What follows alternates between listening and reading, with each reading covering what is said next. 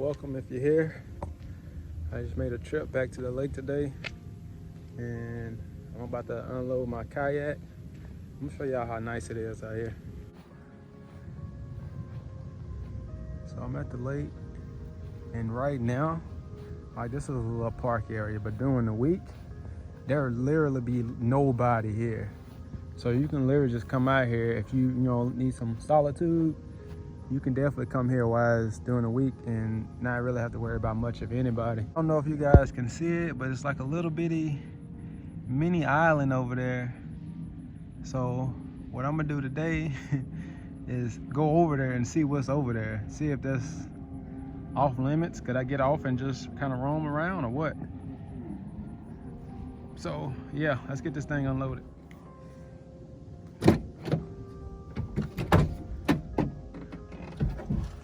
I keep forgetting to get my GoPro mounts and stuff because I want to catch them angles, but I keep forgetting. Well, actually I had set a GoPro mount on here and forgot that I put it on there, and then I loaded it up in the Suburban and pushed it through like I do now between the seats, and the seat ripped it right off. Man, she dirty. I've been meaning to clean it, but every time I get out the lake, I just throw it back in here and just go about my day. But it's time to give her a good little wash. All right, here we go. So now, I think that's short of a distance. Normally what I do is since it's grassy, I just grab it and I just drag that bad boy through the grass. I see a guy down there just got here with his kayak. Maybe we can go out here and do some racing or something. See if he want to race. I just left the gym, and this is just kind of going to be like a little follow-up workout. Because if you kayak, paddling, canoeing, or anything, if you go in a decent distance, then you know that stuff is a workout, man. It'll wear you out.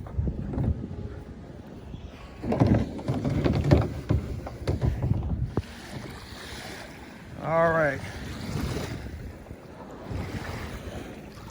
Water's pretty calm. It's not windy today. I don't know how y'all load in, if you're watching it, if you do this type of stuff or not, but what I like to do is just put it about halfway in, then I step in, and then I just scoop myself out. So like right here, I'll just use my momentum, scoop back, scoop forward.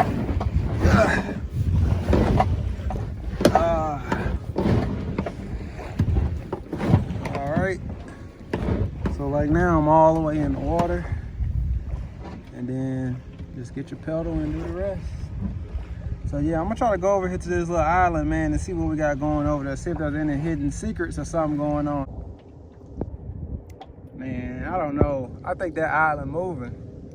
I've been over here paddling forever, and it's like I'm not getting no closer, man.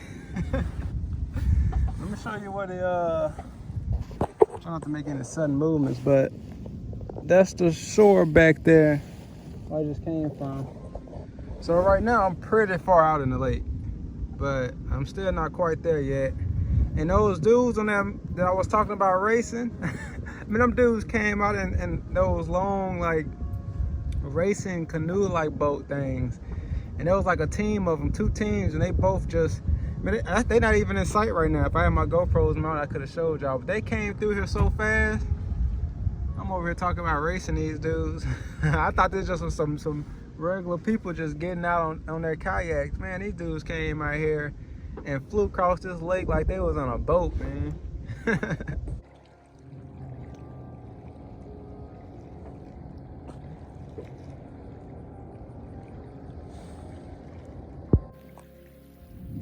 So I made it over here to this little island thing or whatever this is, just in the middle of the lake.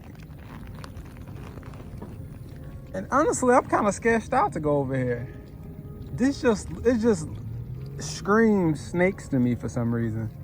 This seemed like this, especially with it being kind of like just out, the only piece of, land close, like once you get in the lake, I feel like there's probably where a lot of,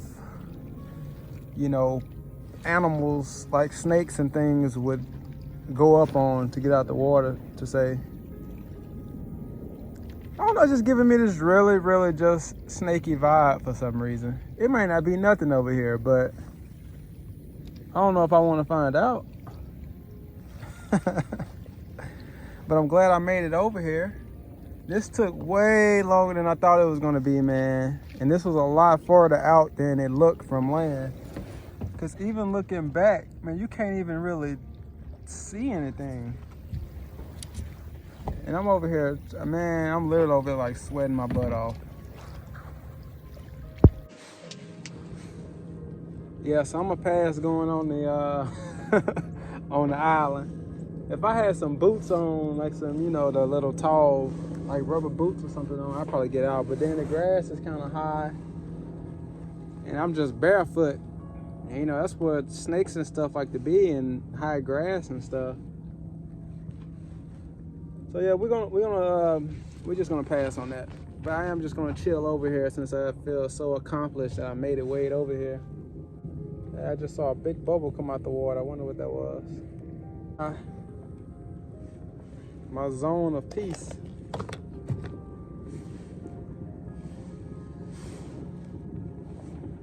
Somebody flying across the water. Oh, that's like a little boat or something. But yeah, man, it's so nice out here. At this point, man, I literally have to come out here because,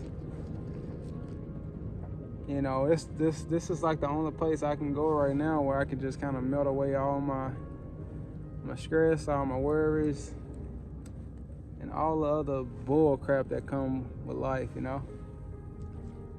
Whoa, yo, hey, that was a big old something just came out the water right there.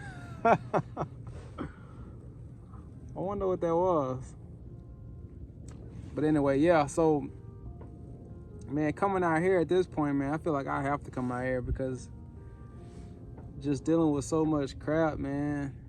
And like I said, my other YouTube channel, it just hit 200,000 subscribers on there. And that channel has been a blessing and a curse all at the same time. I would say more so of a curse, which is why I'm even starting this channel, because I just want to get away from all that stuff. I don't understand why people want to get famous. Like, I get the whole aspect of, I guess people just like attention. Me, I don't.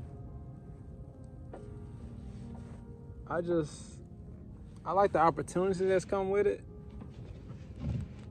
But and like I say, if it was something different, it'd probably be different. Like me having that many followers on this type of platform, me outdoors camping and stuff, I feel like it would be way different versus something dealing with the male ego all the time and all the other stuff that came with my other channel. It just was man, I'm getting off topic, but I have to come out here now and just kind of keep my mental straight. If I could be completely honest with y'all, one thing that I envy the most is family. Like when I see, I don't mean just family, somebody out and about. I mean like genuinely like a tight-knit family where,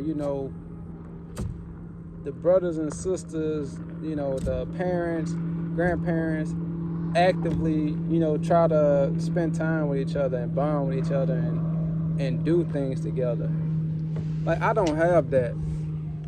Even though I grew up with my mom, my dad, and my two sisters in the same household, it's sad to say, man, that we have zero connection. I always see people, they say stuff like, oh, it's having both parents and this and that. And that don't always translate to, a productive sibling or whatever else that's supposed to come with having a two-family household. You can have a two-family household and still turn out like crap, or still have, stuff that happens to people, I mean, basically I'm trying to say, you could have a single parent household that produces a better child than a two-parent household. You know, just because there's two parents there doesn't mean that it's going to really change the outcome of that person per se. I mean, it would, but depending on how those two parents are raising those kids, I mean, that single parent could be doing better than both of those parents doing. And, you know, there's a lot of single parent kids that come out to be awesome. And you got a lot of people with two parents that come out to be a-holes, you know? So it can go either way, really. Yeah, so I feel like that's a part of me that I feel like is missing. And I guess with my kids, that's why I try to be, you know, there for them and try to do as much as I can for them, because I want them to grow up and embrace that family piece that I feel like I'm missing. I don't want them to miss out on that. And, you know, like, for example, and I'm not saying that, you know, race or anything, because, I mean, different races, we all grow up different, you know, but family is family. I mean, we all still have, you know, parents, cousins, brothers, sisters, all this other stuff. And, you know, I have, me being where I'm at now, I'm in a very diverse city, so I naturally have a lot of different, you know, friends from all different backgrounds. And one thing I've noticed with my Hispanic friends they are very family driven culture. I mean, it's not uncommon, and anybody who could probably vouch for this, if you stay around a lot of Hispanic people or anything, that it's literally not uncommon for them to be throwing a family event like every week or every day, pretty much. I mean, it could be a little kid's birthday party. They could be their 1 year birthday party, and literally the whole family is coming out like there was a family reunion. All the time, I'm not even exaggerating. I've had probably a handful of family reunions, and that's only like on certain side of the family. And my family reunion don't even compare to, you know, one of my Hispanic friends' birthday party, you know. And like me, like I love that. I would love to be able to invite my cousins and my, you know, brothers, sisters, or whoever over, my uncle, aunties, but that's not happening, man. And, you know, I can't speak for all people's family, but my family is so divided, man, that it's just, it's kind of sad to even talk about it. But it's just kind of one of those things, man, where you just have to, you kind of accept what it is and just kind of keep going. And in my culture, you know, at least from what I've seen growing up, I mean, it's like that with a lot of our families, which is unfortunate, but it's just like we're always against each other. Even when it feels like the world is against us, your own family is against you too. Like now, I depend on my family. I depend on my friends to basically pick up where I would expect my family to be at. And it even hurt to even talk about that, man. But it kind of is what it is, and maybe that's why I, you know, envy, you know, family so much. And I don't mean like in a bad way. I just mean like I just wish that I had that type of bond with my family. But it's not gonna happen. Even I can remember times when I grew up and seeing so many of our family together, you know, cousins and everything. And those same cousins and families and all this other stuff, I ain't seen so many fights, so many dramas, so many people now that don't even speak to each other. It's unfortunate, man. And that has really affected me for years. And even now with my immediate family, like my actual parents, like my actual sisters, we don't even have a connection with each other. Like there's no connection there at all, man. And I'm talking about people I woke up with every day, you know. Now, granted, I moved away 6 years ago from where they're at, so it was like, you know, hours away from each other, but still, I was making that trip back to go see them all the time, but nobody would come see me. And then that's when I really started kind of getting affected by this stuff. You know, this is stuff people don't talk about, but man, this stuff happens all the time. And you know, I have 2 little kids, and they don't even know my kids, and that's unfortunate, man. It's, how would you feel as a daughter or a son, and you have kids, and then your parents don't even try to come see them? Like, how would that make you feel? You know, and it kind of sucks, but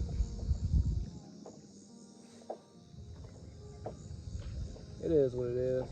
That's why I have to come out to places like this to get my mind off of stuff like that. Because even when you're going through situations, like, you would want to call your parents or your immediate family to talk about these situations, but I can't even do that because I feel like it's not really even going to do anything. And a lot of people can relate too. Like, a lot of times with family, if you do speak to them, it's something dealing with money.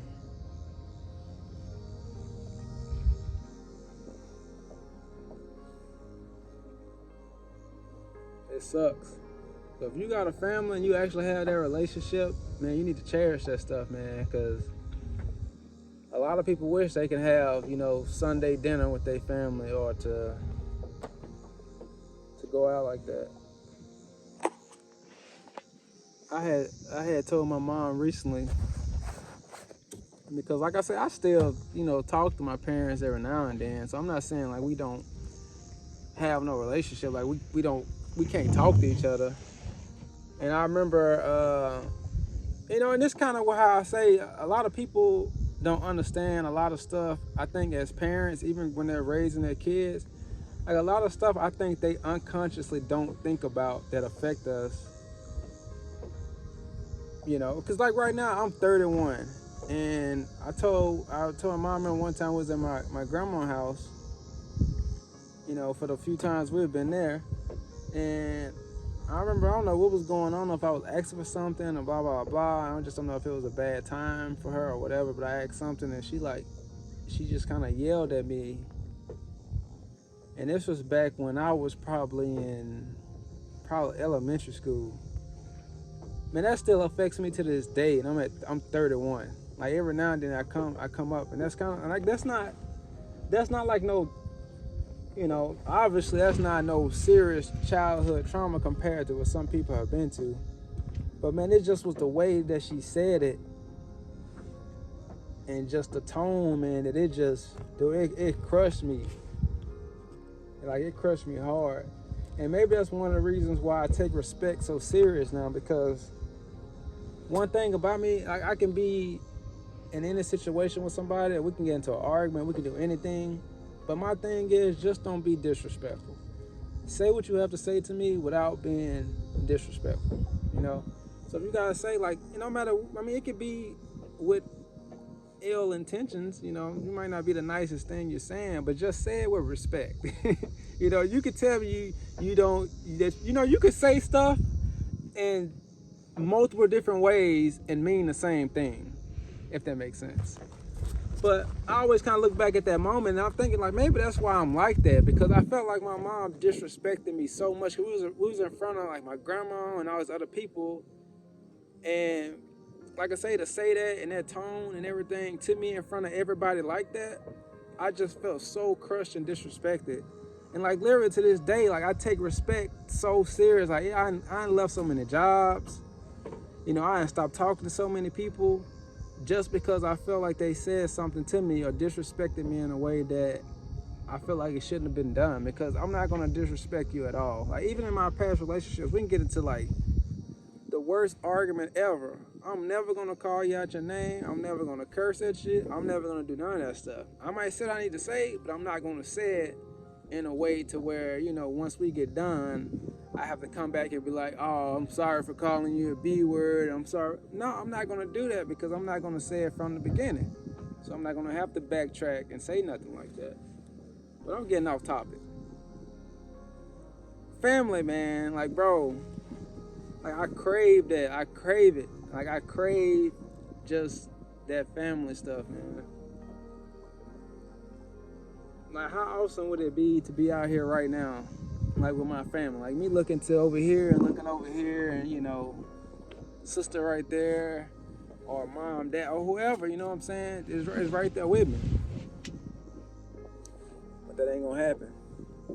So the only thing I can do now is, you know, do that with my kids. You know, the other day I tried to get my daughter out here. I mean, but she's really young, so I mean, so I'm just kind of just taking those life steps. But I can't wait till I get to that point where she's up to age and I can be like, hey, let's go to the lake. And she gets excited and we go to the lake and then we're on the water and stuff.